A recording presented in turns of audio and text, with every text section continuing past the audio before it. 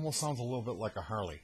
So yeah, inside of this box it's an 8-pack of AA batteries. These are dollar store non-alkaline, but basically the circuit is just an on switch, and then there is a push button momentary contact switch that's wired to the on switch, so it kind of replaces that.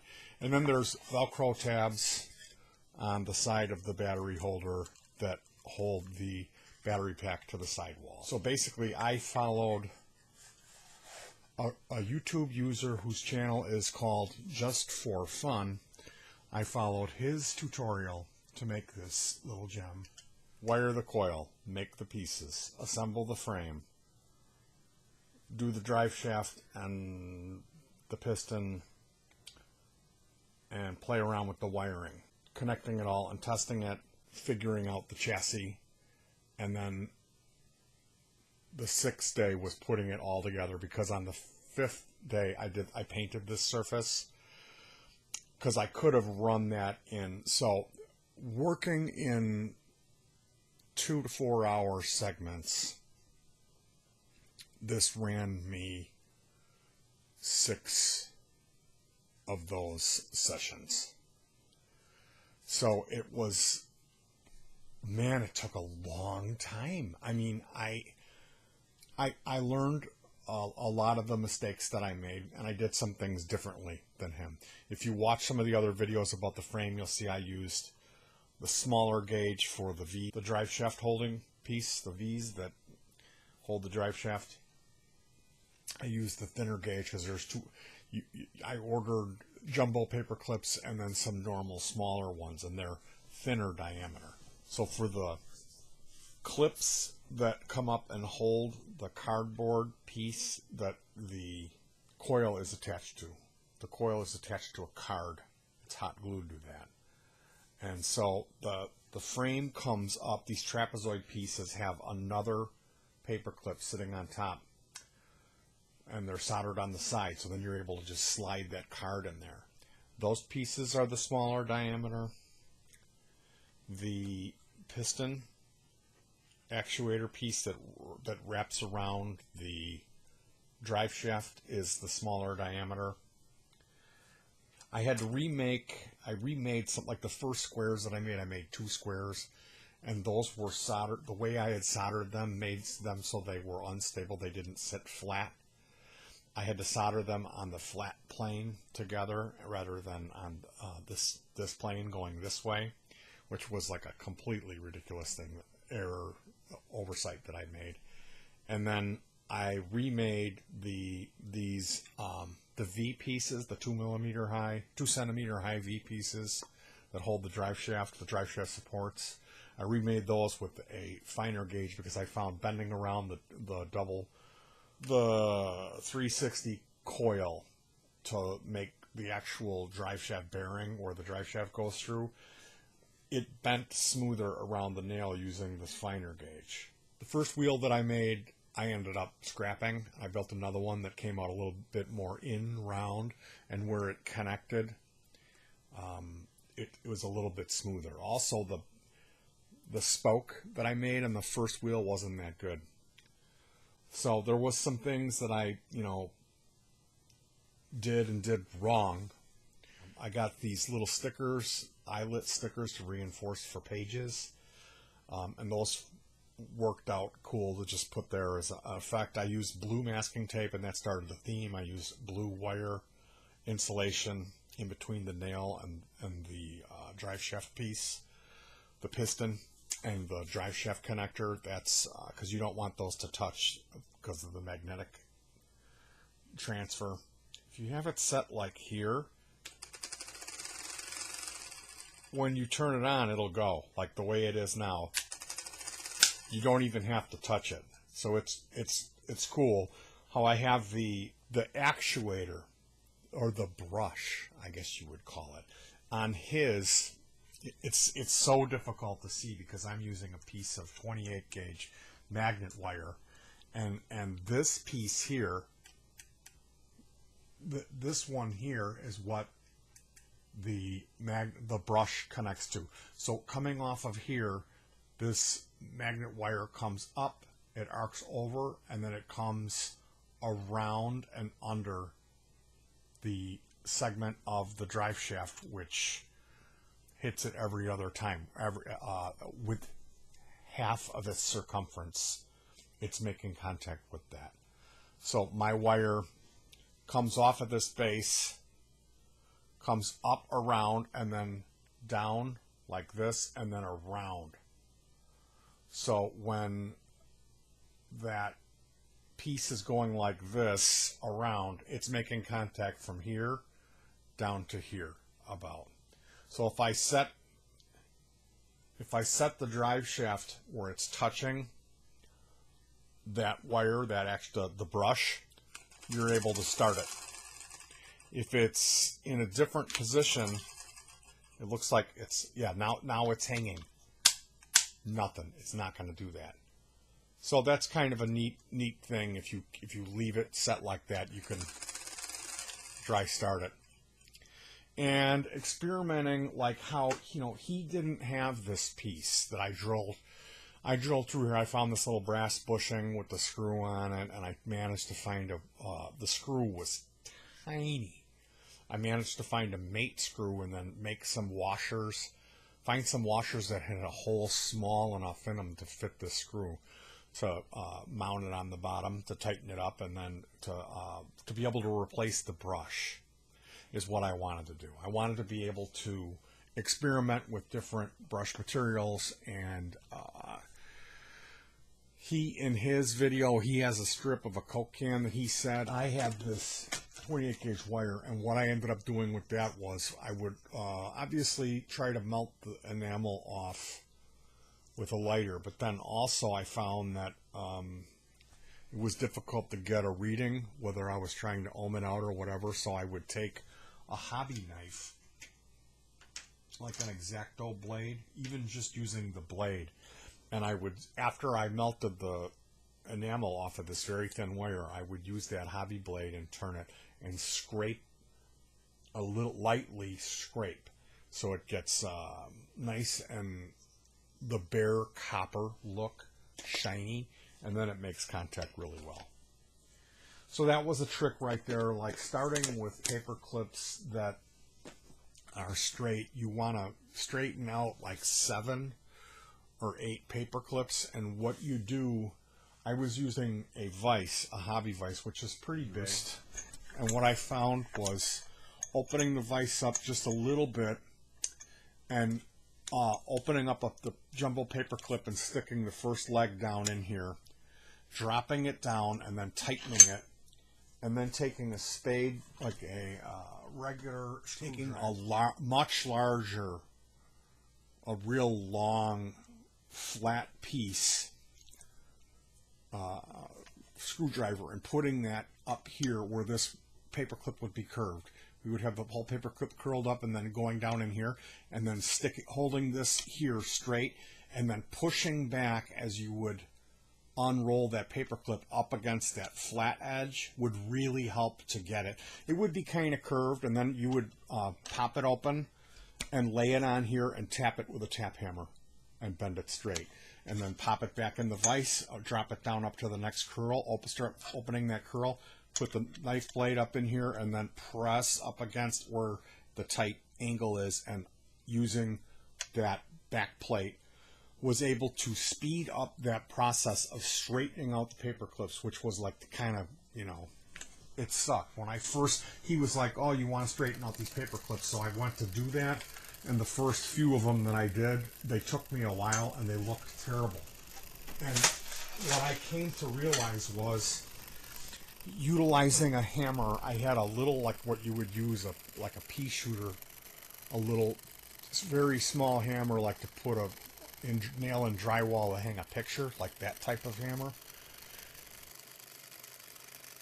Tap, tap, tap, tap, tap, tap, tap, tapping on, pulling them through, tapping the whole length of it, and then turning it at another angle, and go on maybe 4 axes of tapping all the way down, and it would really end up being quite a bit more straight. And that stuff like that of, using the smaller gauge paper clip, if you're going to do a full coil curl around, Well, don't straighten it all the way out. Have the 180 curve in there. Straighten out the other two sides, and then you have that curve to start with. Put that over the nail. You put the cut the head off the nail. Put the nail, or you could even use a screwdriver. That would probably be too big, but for reference sake. So you're hanging this U-shaped paperclip over this, and you're going to pull that one piece around and then down to make the drive shaft holder. So rather than starting with a straight piece to do those, using those curved pieces. And then there's these stops that you make that are, they go in here on the side of the drive shaft to keep the piston actuator in that section that's bent down. And they're basically a 360 piece of the wire that's cut, and you slide them in there and solder them so that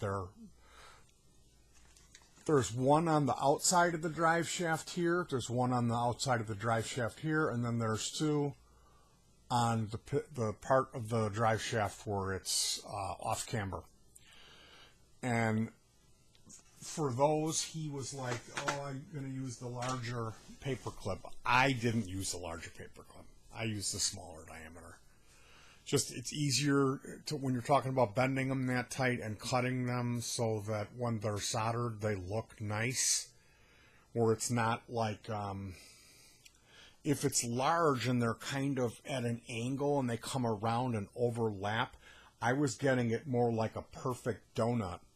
And then the solder would, if you soldered it properly in a good wetting action, it would look really nice and help with the spinning of the device. It wouldn't snag because there wouldn't be any burrs because of a big thing jutting out. And so there was just little things like that that I wanted to point out of changes in the design. And then, because he was saying use the larger ones, which is fine. I chose to use the smaller. I thought it was easy. As far as mounting it, I drilled 4 holes in the corners, and I would run a heavier gauge wire up, and I would strip that wire about 1 centimeter here, twist that nice, put some flux on it, solder it, and then bend it over, and then solder the corner too, and make sure that it looks nice. You know, don't burn the insulation. And then I would solder those, 1 to each corner. And 2 of those run over to the switch to provide power of the ground through the chassis. The other 2 is 1 piece of wire going underneath the whole thing, because I had to mount all 4 sides. The other 2 sides were sticking up in the air, and depending on how it rocked would affect the performance. It would change the rate, because it was moving where the brush actuator makes contact with the off-camber drive shaft. So I had to literally mount all 4, and the way I did that, rather than hot gluing it down to a card or a piece of, you know, you very well could hot glue it down. You could just take it, because initially I had a scrap piece of wood, and it was cut at an angle, and I was going to use that, and then I was like, you know what, I would have to recut this, and it's small, and then, you know, I might as well just mount it in a box and keep I know it makes it a lot larger, but this is what I ended up with. And I do intend to make the smaller units that run off of the CR2032 or 3032, those coin batteries. I do intend to make those. And I would say for those, I would reduce right off the bat we are going with a 3.5 millimeter spec on this, meaning the square is 3.5, the diameter of the wheel is 3.5. Would that be 3 or 2.5 maybe? You know, could you make it that small? Make it 2.5? A self starts as long as you have it, as long as it's